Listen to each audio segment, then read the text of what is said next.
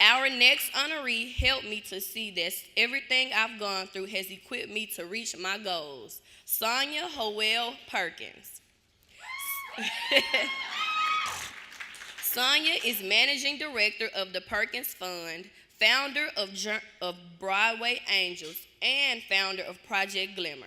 Sonia is considered one of the best performing and most senior investors in venture capital.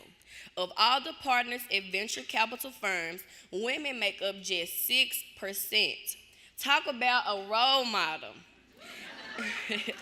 In 2015, Worth magazine named Sonia one of the 100 most powerful people in global finance.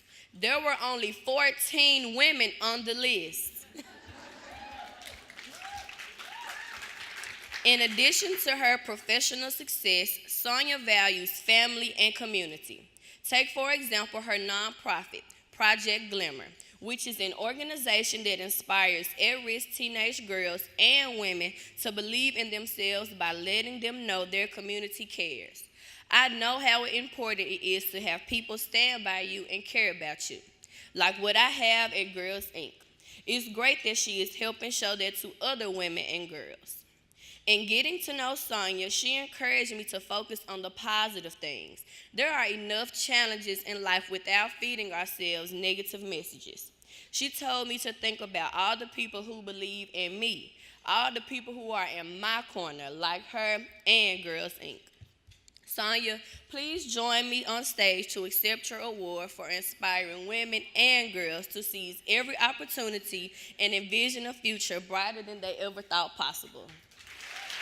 Hi. So in high school, I wanted to be an athlete. And so I spent 2 weeks trying out for the field hockey team. And at the end of the hot 2-week trial, I was told I didn't make the team. No problem. I tried volleyball.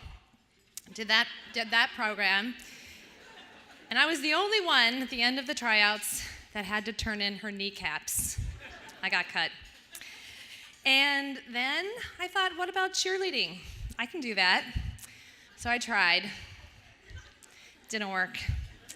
So the last thing I tried was basketball, and you guessed it, I did not make it. I failed every time. I ended up taking statistics for the girls' basketball team, which I kind of liked. But I found with every single failure, the next failure wasn't as hard. And I learned if I kept trying, maybe one day I would make it. So when I got to college, I decided I did not want to be an athlete. I figured that out by then. And I wanted to be a business person. And so I decided I really liked looking at the whole businesses, and I wanted to be a venture capitalist. So I actually moved to Boston after college without a job offer. And I decided I was going to be a venture capitalist, and I actually got a job offer in venture capital, if you can believe that. I was 22 years old, I did not have an engineering degree, and I had virtually no work experience. But I was willing to put myself out there, and I got it. I ended up finding 3 companies for the firm, TA Associates, and all 3 of them went public, including McAfee Associates, which I'm sure many of you know. And then I decided I wanted to go become a partner in a venture capital firm, which is even harder than just getting into venture. And so I learned in order to be a partner in a venture capital firm, you actually had to have an MBA from one of the top MBA programs in the world. So I applied to 3 of them, and guess what? I got denied by 2, but luckily Harvard Business School let me in. I won't tell you the other 2, but you can guess. And while I was at my firm, I decided that I wanted to get a job in venture capital. So I actually interviewed with a lot of firms, and again, put myself out there, took a lot of risks, got a lot of no's. But I did get one yes with Menlo Ventures, and I worked there for 22 years and invested in a lot of startups. Many of them failed, and many of them did not fail and are today worth billions of dollars.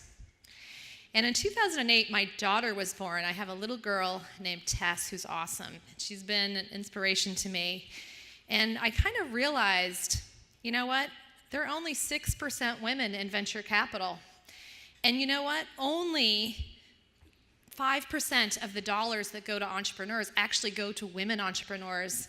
There's something terribly wrong with this. And if I don't do something, who's going to do it? And so I did two things. I started Broadway Angels, which is an investment group of the top venture capitalists and top people in technology. And they all just happen to be women.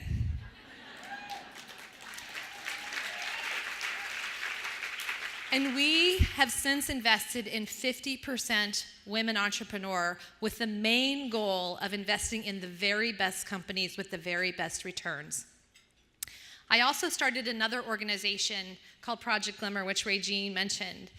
And I realized that self-esteem doesn't happen right after you graduate from Stanford or UCLA. Self-esteem happens when you're really young. And a lot of the visions that you have about yourself when you're 11 and 12 years old, you may carry with you through your adult life.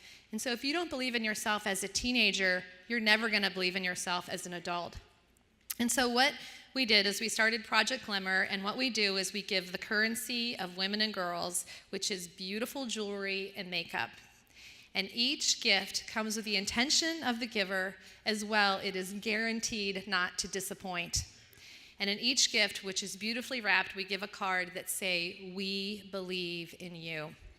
And since we started, we've served over 150,000 girls and women in our communities across the nation.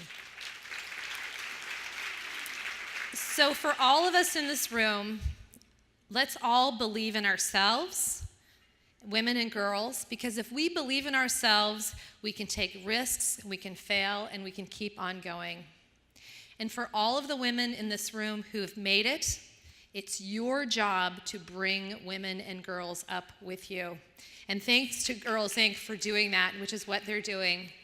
And then to all the men in this room, including my wonderful husband, John Perkins, right there, I say thank you, because we need men to support women and girls too. So thank you, Regine. Thank you, Girls Inc. It's my honor.